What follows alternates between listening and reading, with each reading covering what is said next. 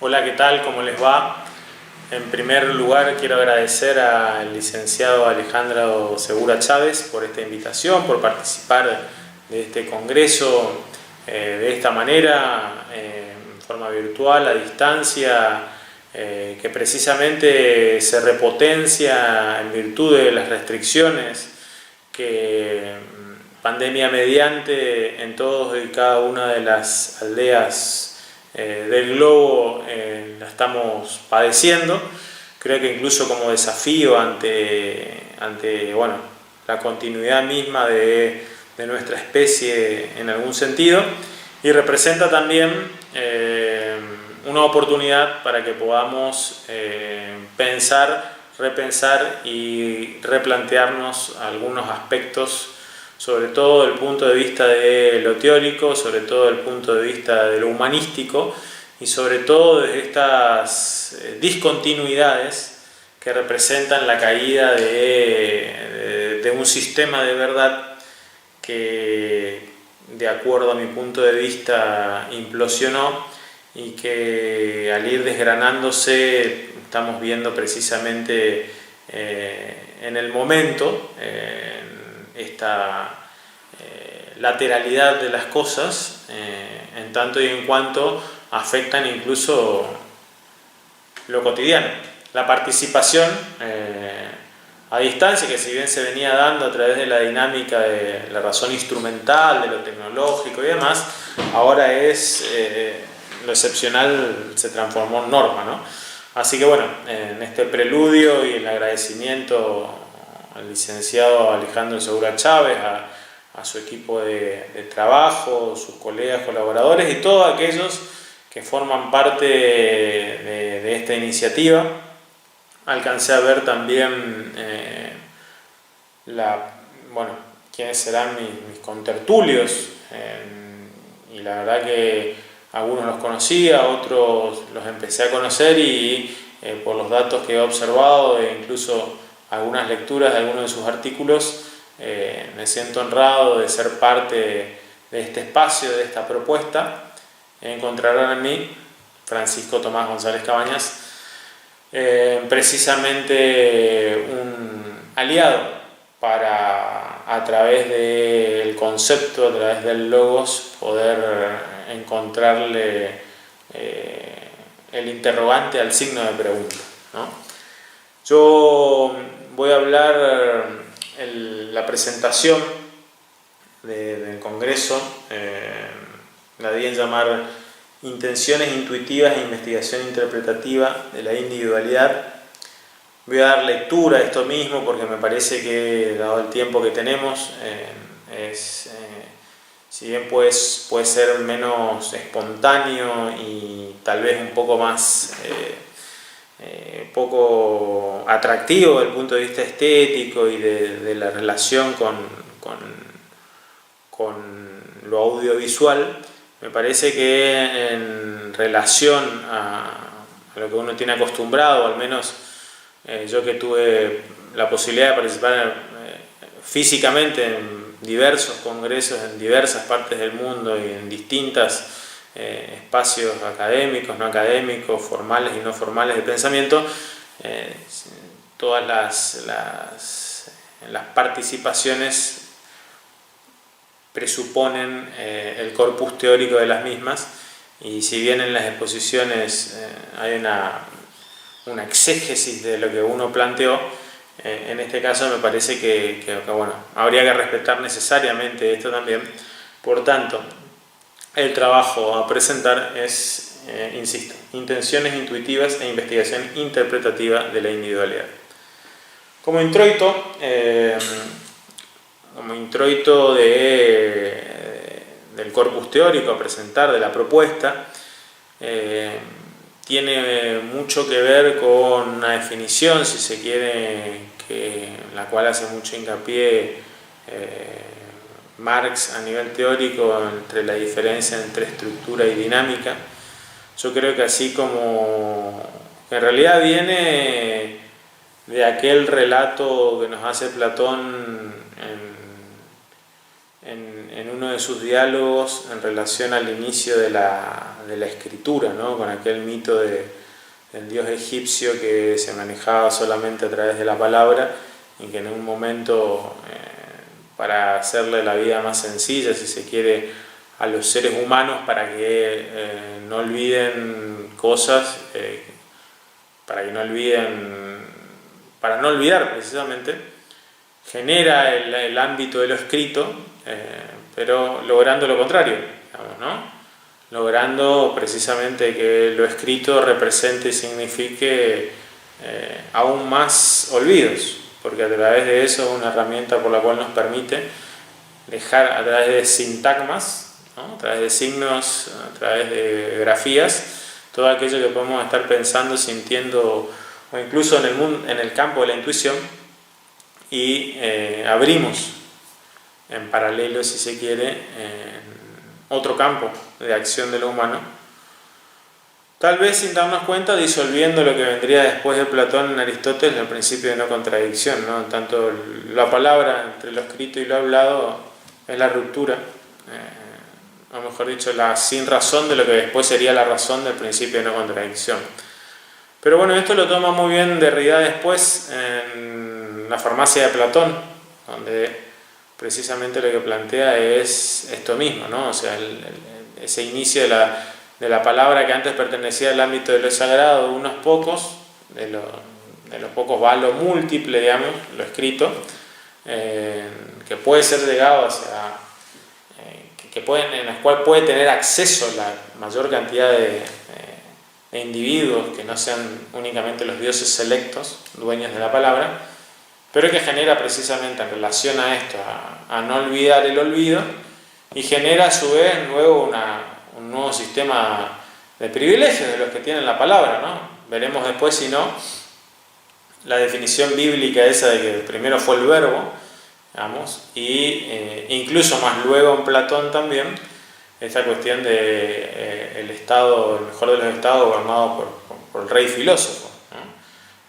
En el imperio de la palabra continúa incluso semejándose a su disputa que tendrá, de acuerdo a varios autores, como un elemento mucho más fuerte que la pluma, que la espada.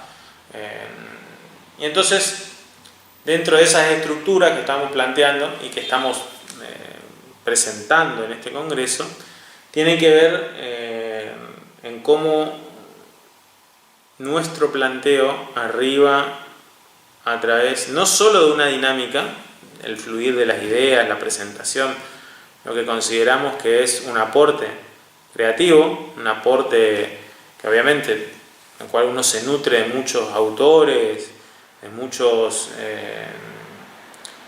congéneres con los cuales comparte ideas, pensamientos y que lo van construyendo a uno en este aquí y ahora, en este Dasein, en este ser ahí en el que estamos, en este arrojo en lo existencial en el que nos encontramos, y a partir de esa dinámica,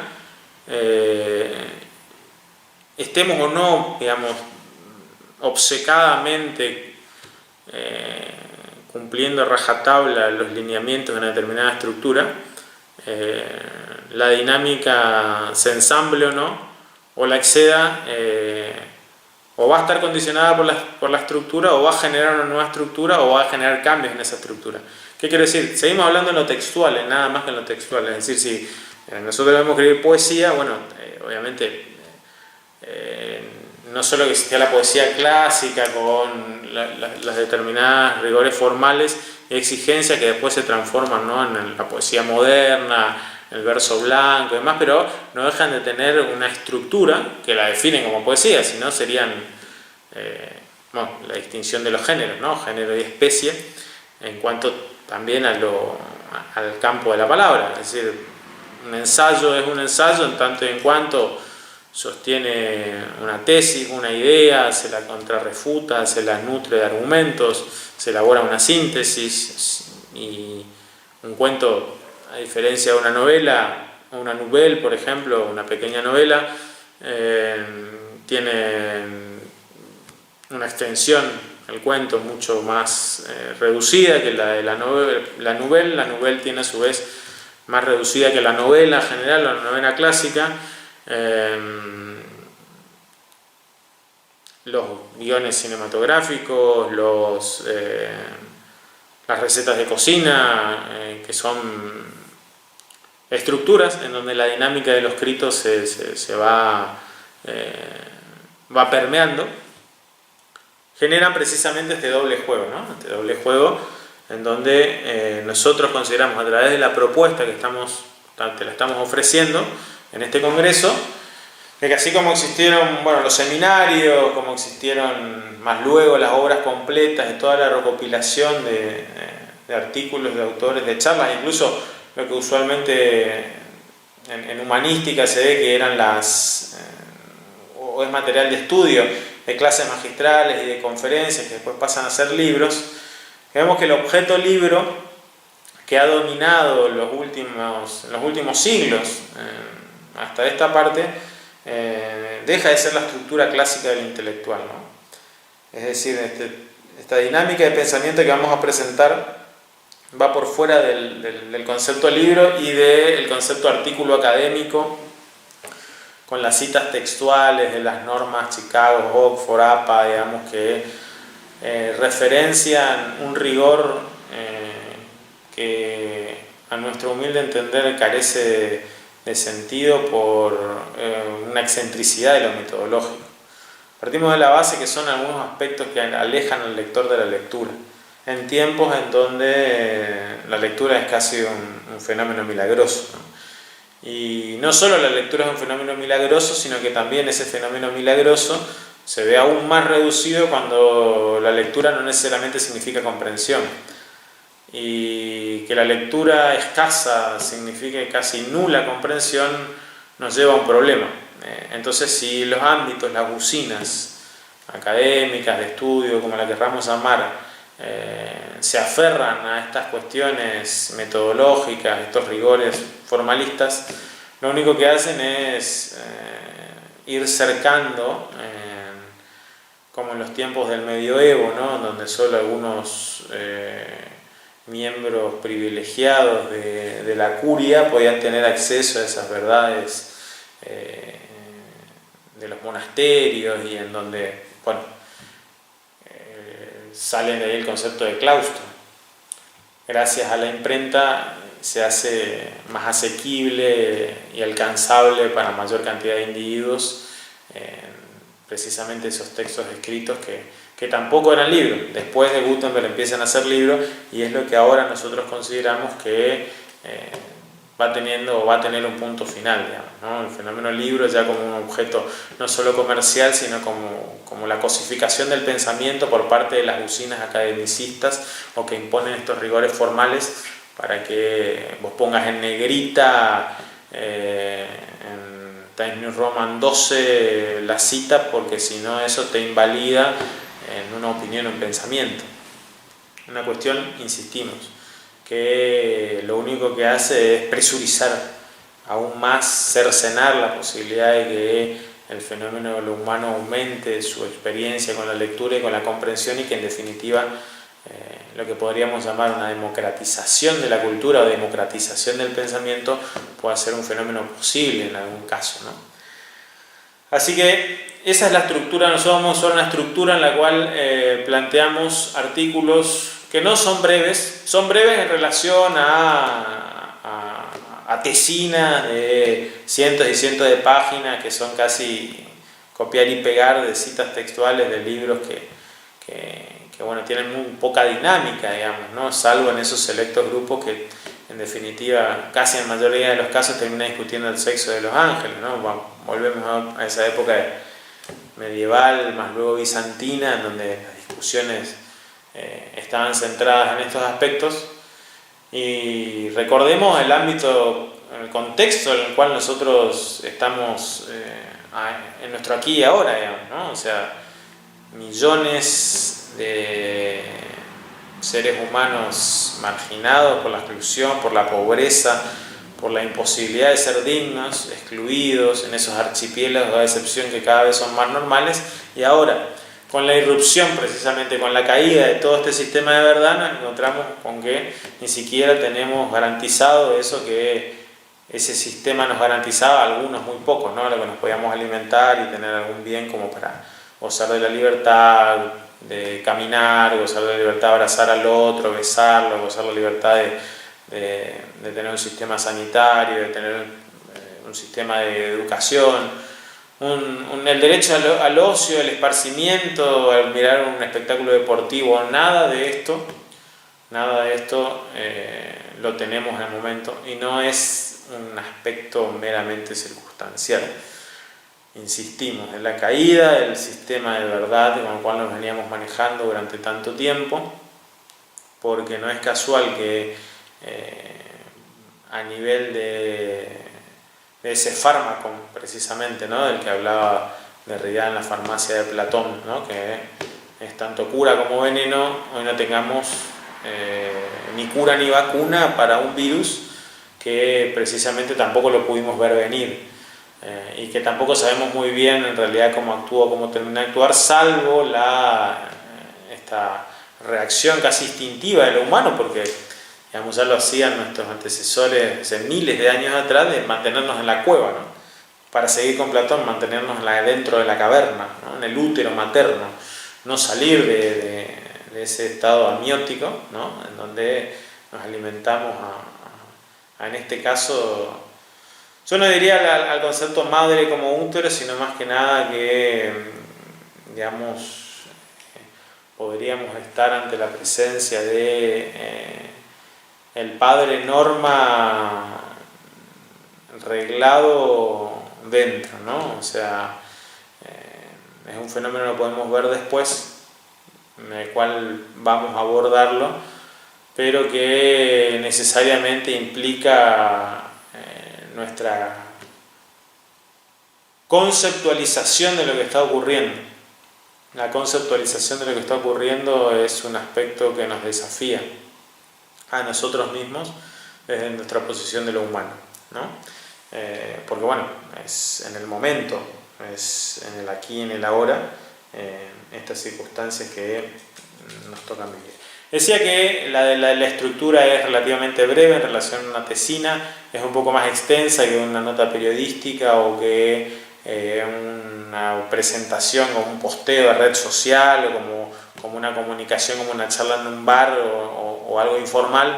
Está en el medio, porque creemos precisamente que queremos rescatar, que es necesario en este momento esa intermitencia, ¿no?, que no sea tan intensa, que no sea tan rigurosa, pero que tampoco sea algo como insisto, como algo que ahora tampoco podemos hacerlo, ¿no?, que es ir a una terraza o ir a un lugar afuera y compartir con los demás un pensamiento en voz alta. No, esto es un elemento razonado, intuitivo, trabajado de investigación, pero que en la dinámica intenta acercarse sin tantas presurizaciones formales a quien lo está escuchando, a quien lo puede estar leyendo. Así que creemos que obviamente esta serie de relatos, de artículos, de posiciones, de perspectivas, de como lo quieras llamar, porque tampoco la estructura tiene que ver mucho con la semántica de las cosas, ¿no? Pero interpela a quien lo está leyendo, a quien lo está escuchando, y a su vez tiene en sí misma un hilo de Ariadna que lo vincula, que vincula a esta salida al laberinto, esta salida al desafío que tenemos para nosotros mismos, y que significa y representa el hecho de vivir en los tiempos actuales. Vamos a abordar entonces la primera de las posiciones a trabajar, que la dimos en llamar la función desconocida. Entonces la función desconocida es lo siguiente: es constitutivo en el ser humano una funcionalidad absolutamente desconocida a la que estamos determinados a brindarle una respuesta determinada, acabada y específica. Hasta el momento mismo de hacerse efectiva la finitud de todos y cada uno de nosotros, la operatividad de tal función se manifiesta en la incesante disposición que alienta hasta el final la pulsión de vida, y que junto a la característica primordial de ser seres deseantes nos lleva a que creamos haber correspondido a esa demanda congénita de haberle entregado la respuesta pretendida y anhelada que nos dispuso como finalidad misma el precisamente dotar de sentido lo que en términos conocidos y expresados no lo tiene, ni lo tendrá en los campos de la razón disciplinada o lógica concluyente. y que significará para cada uno de los seres, en la definición de tales, de lo que somos, que construyamos la disposición hacia la intención existencial o la función dentro de las estructuras que nos moldean, para convencernos, de acuerdo a los diferentes procesos individuales y graduales que llevamos a cabo, que tal desconocimiento de lo que vivenciamos o para lo que tenemos o debemos vivenciar excede el cumplimiento formal, efectivo y común de las funciones corporales que nos mantienen con vida. Caen los ejemplos como para que nos ubiquemos referencialmente de qué es lo que estamos hablando. Así como lo fue para Sigmund Freud el inconsciente y para Jacques Lacan el objeto A, la disposición desconocida es la tercera arista que completando, tal vez, la tríada de elementos que no figuran de modo asequible o asible, pero que son constitutivas del sujeto en relación a su condición de tal, y de su experiencia en calidad de humano en su aquí y ahora determinado. Es desconocida la función, dado que no opera desde la ubicación física de un órgano determinado, pero tal conformación o dotación espectral la hace integral, omnipresente en su ausencia expresada y acabada. No existe ser humano en la Tierra, en un momento dado, que no haya creído, sentido, intuido, razonado, que su existencia, que su presencia, que su manifestación viviente se debe, obedece o se corresponde con una funcionalidad, una disposición o intención natural, energética o colectiva, de la que es parte, para llevar a cabo una suerte de objetivo, de finalidad o sentido que precisamente tiene como mandato llevar a cabo en el tiempo que tenga, o incluso se dé para sí como habitante en el presente plano. Lo que se llama o define como destino es la huella, el rastro de búsqueda que viene realizando el sujeto para dar con el condicionante que lo impele. Lo intima a denunciar, expresar y armonizar colectiva e históricamente esa demanda natural, íncita de brindar una respuesta que satisfaga la operatividad de la disposición o la función en sí misma y para cada uno de los sujetos. Es decir, podrá ser en un determinado momento la consecución de logros materiales, acumulativos, vinculados a un rol familiar o social dentro del ámbito laboral, artístico, deportivo, profesional, informal o del que fuere. Lo cierto es que siempre será esa respuesta que se le dé a esa función, a esa disposición que demanda. Al crearla, sentirla, intuirla como tal, en nuestra condición de sujetos, tenemos la inacabada como inexpresada sensación que en algún momento conocimos, previo al arrojo existencial, o que finalmente lo haremos, cuando nos sobrevenga la muerte. Esa determinación, ese objetivo, esa función, ese sentido para el que tenemos el paso obligado en esta experiencia que llamamos vida. Entendiendo la importancia nodal que posee en todos los momentos desde que tenemos conciencia de nuestras existencias, podemos dar cuenta de cómo hemos conformado nuestra experiencia colectiva en el mundo. La dimensión numérica de contabilizar para generar resultantes obedece obcecadamente a esta disposición, como el forjar antecedentes y precedentes de una suerte de saga para la que creamos que venimos a ser parte con un rol, un papel específico y determinado. Todos y cada uno de los conceptos que nos hemos construido a fuerza de nuestras experiencias tienen como punto de encuentro, junto a las otras características fundantes de nuestra condición de sujetos, el saciar, el responder, el otorgar, el brindar, el dar, el ofrecer una respuesta a esta función. A esta intención que permanece desconocida, desde tal lugar la pretendemos descalzar, dislocar, correrle el velo de ocultamiento para sentirnos plenos, felices o realizados.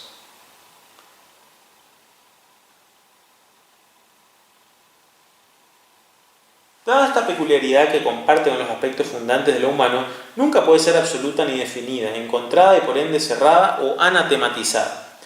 Esto, que en un a priori podría significar un elemento negativo que denota un disvalor, en realidad dinamiza, imbrica la consecución del sujeto por la libertad como desapego precisamente del mandato, la misión o el rol, el papel a tener o ejecutar. Es decir, esto mismo, el estar oculto, no expresado, orbitando en tal ámbito de lo desconocido y pese a condicionarlo de forma tal que hace el sujeto una búsqueda con una construcción de sentido existencial como social, le permite el juego, la oscilación, generándose la sensación de libre albedrío que cada tanto se experimenta.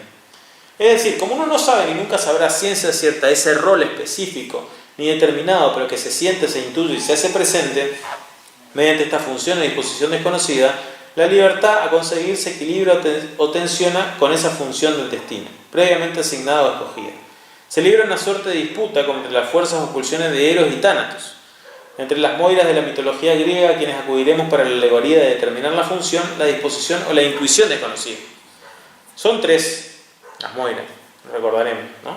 Cloto, que para nosotros va a ser la disposición, láquesis, que es para nosotros función, y atropos, la intuición, quienes se debaten en la constitución del sujeto y en la decisión de éste, condicionada obviamente, la dinámica misma del objeto u objetivo que ese sujeto determinado se vaya trazando en los diferentes periodos de su vida.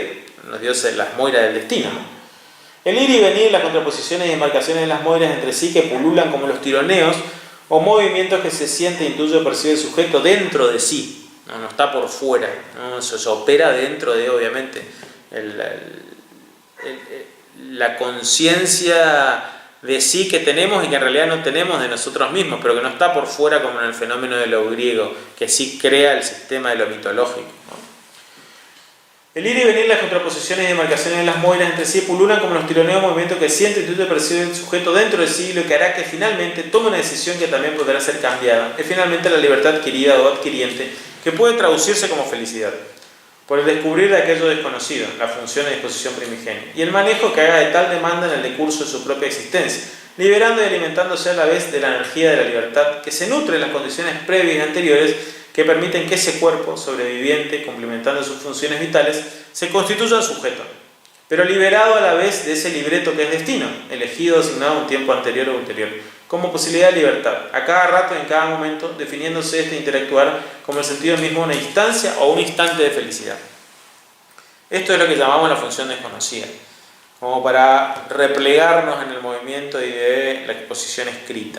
Es en definitiva, en términos prácticos y concretos, aquello que, de acuerdo a nuestra conjetura, planteamos que ninguno de los seres humanos escapamos a en algún momento tener esa sensación de que venimos al mundo, de que hemos sido arrojados, creados, o como cualquiera lo sienta, lo cree o lo pueda interiorizar para sí, con algún objeto u objetivo, ¿no? Eso es algo que creemos que está dentro de una estructura que precisamente es desconocida y que orbita dentro de nuestra constitución de sujetos, ¿no? Entonces la tenemos que llamar, la tenemos que denominar. Es la función desconocida. Eso es lo que estamos presentando. Es decir, ahí, así como en el objeto A, el inconsciente, esta función desconocida que plantea ese juego como lo fue de encontrar una alegoría entre las moiras, ¿no? Entre esa disputa que se da dentro de nosotros mismos a través de la intuición, de la razón, de las emociones, del intercambio de experiencia entre espacio y tiempo como sensaciones, ¿no? O sea, todos aquellos elementos que van generando vieja cuestión dilemática entre si nos bañamos 2 veces en el mismo río o no, digamos, ¿no? Entre Parménides y Heráclito, en definición, si nada se mueve o si todo está en constante cambio. Recordando, ¿no?, aquella frase de Heidegger de que la bomba atómica comenzó a explotar con Parménides, ¿no? Es decir, cuando él cree que nada se mueve, entonces hay otro que le contesta que en realidad todo es en permanente cambio, porque el mismo Parménides había planteado que no podíamos pensar la nada. Que bueno, Heidegger incluso después, ¿no?, porque es más bien el ser y no la nada, plantea a través de esta cuestión de la existencia en relación a lo óntico, en relación a lo fenomenológico entendido como el elemento más abstracto pero cotidiano a la vez, ¿no? Entonces, creemos nosotros, volviendo a nuestra conjetura, que la función desconocida es precisamente un elemento determinante en la subjetividad. Me parece que eso es como elemento para plantearlo y como para dejarlo como el primer punto de partida, ¿no? Luego encontramos en esa alegoría de las moiras como esa función no tiene precisamente una operatividad exclusiva o excluyente entre cada sujeto. Es dinámica, es decir, no puede ser obturada como si una definición cientificista, ¿no? lo que más puede tener relación es que la función desconocida surge como para llenar el vacío que nos genera lo incierto, la incertidumbre. Esa es la función desconocida, es la balanza que hace o que la existencia de la función desconocida obedece precisamente a esa falta. Es el síntoma de la fuga, ¿no? Y ahí, ¿por qué lo consideramos constitutivo de ser humano? Porque esa es la sensación de libertad, ¿no? Entre libertad y la libertad como contraposición del temor o el miedo o de la restricción, del límite. Es el llamado, la convocatoria que nos hace desde un lugar espiritual, si querés poner en términos derridianos, ¿no? De la usía en términos aristotélicos, del Dasein en términos heideggerianos, es esa respuesta. Por eso consideramos que la función desconocida. Bueno, finalmente, porque creo que ahora estamos, no me gustaría pasarme mucho del tiempo, no lo estoy cronometrando, pero sé que llevamos varios minutos, pero insisto con esto de la dinámica que determina la estructura, ¿no? O sea, creo que sería importante plantear un segundo espacio, que nosotros lo hemos llamado escansión obligatoria, como para que se entienda este periodo de investigaciones y esta presentación, que yo ya estoy satisfecho de haberla dejado en claro de la función desconocida, ¿no? Pero vamos a darle la lectura de escansión obligatoria, que creo que puede clarificar un poco más para, finalmente determinar la presentación en este congreso. La escansión obligatoria. El término no es usual, escansión, pero refiere, de acuerdo a quien lo puso, a rolar, con un significado más amplio, a una puntuación afortunada, Lacan, ¿no? Los puntos permiten respirar al texto. Las restricciones impensadas a nuestras libertades más básicas tienen por objeto que se nos garantice la posibilidad de seguir respirando, ¿no? Estábamos hablando en el contexto en el que nos encontramos, es poner un punto A. No sabemos qué palabras vendrán después de este punto y aparte, largo, inesperado. Cuando hay un punto, estamos en el momento del punto, ¿no? Puede ser un punto final también. No sabemos quiénes tendrán mayor responsabilidad en escribirla. Luego, si es un punto final que significa otro libro, otro capítulo, otro renglón, otro párrafo. No sabemos si tenemos posibilidad de seguir contando con las palabras. No sabemos. En algún momento, en algún punto, equívoco como fatídico, hemos asociado no saber con no respirar. El quiebre, la ruptura, el disloque de esta conjunción, como de todas, es lo que nos genera tanto zozobra y pavor. La escansión es un fenómeno que surge de lo textual. No podemos escandir un asiento contable. En lo numérico, los puntos pierden el sentido mismo de su esencia. En verdad, para ciertos contextos, el punto en relación a los números es señal de multiplicación. Réplicas automáticas y automatizadas, por ende viralizadas, no se puede poner punto a la ganancia ilimitada en términos de expresión contable, ¿no? O tal vez sí, pero no hemos intentado o no lo hemos querido. En otro punto equívoco como fatídico, asociamos imposibilidad de cambio o modificación en el campo o en el plano de lo numérico. Las palabras pueden variar en su significante y significado, más el 2 siempre seguirá siendo la suma de 1 más 1 y la resta de 6 menos 4, por más que impliquen otras posibilidades también, ¿no? Pero eso sí. La espiritualidad apofántica de nuestro logos, esto que determina que una cosa sea correcta o no correcta, de acuerdo precisamente a que esa tradición apofántica de que sujeto y predicado resuelva qué, ¿no? El valor de las cosas asignados a través de esos significantes. El sistema mismo de comunicación nos habla de las carencias a las que nos sometemos al afirmar que una cosa es tal, para el momento mismo dejan de ser tantas cosas.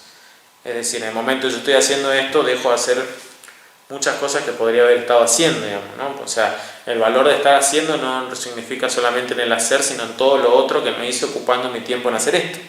O vos escuchándolo, obviamente.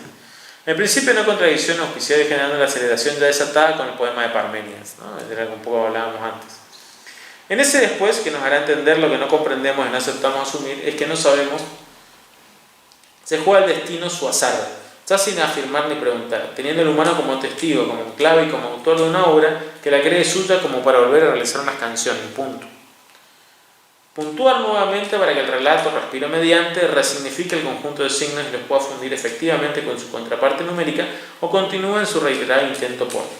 Cuando el uno deja de ser tal, la multiplicidad no será necesaria para explicar eso otro, que en el afán terminamos transformando la amorosa búsqueda de la verdad en la alocada carrera en la que estamos insertos, y en la que terminaremos diluyéndonos para evitar nuestra condición incierta e indeterminada.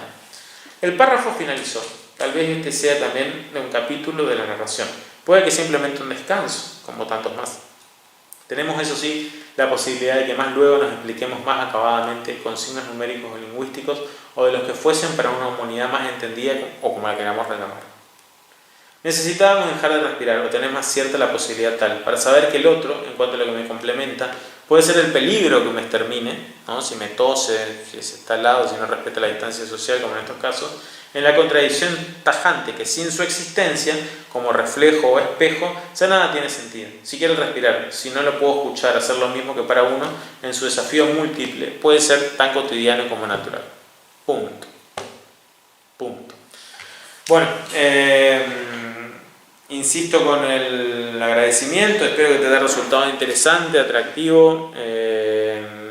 Obviamente que voy a dar a Alejandro y a los organizadores del Congreso el material por escrito, creo que ya lo tienen, digamos, y todas las otras, todos los otros trabajos que complementan esto mismo, porque son una serie de 15 artículos. Hemos dado la perspectiva de dos, de esta magnitud y esta referencia, de esta estructura, digamos, ¿no? Respetamos más la dinámica de la estructura, pero esa dinámica genera estructura. Y a partir de esto, la función desconocida como presentación, como conjetura, como tesitura de un elemento constitutivo de lo humano.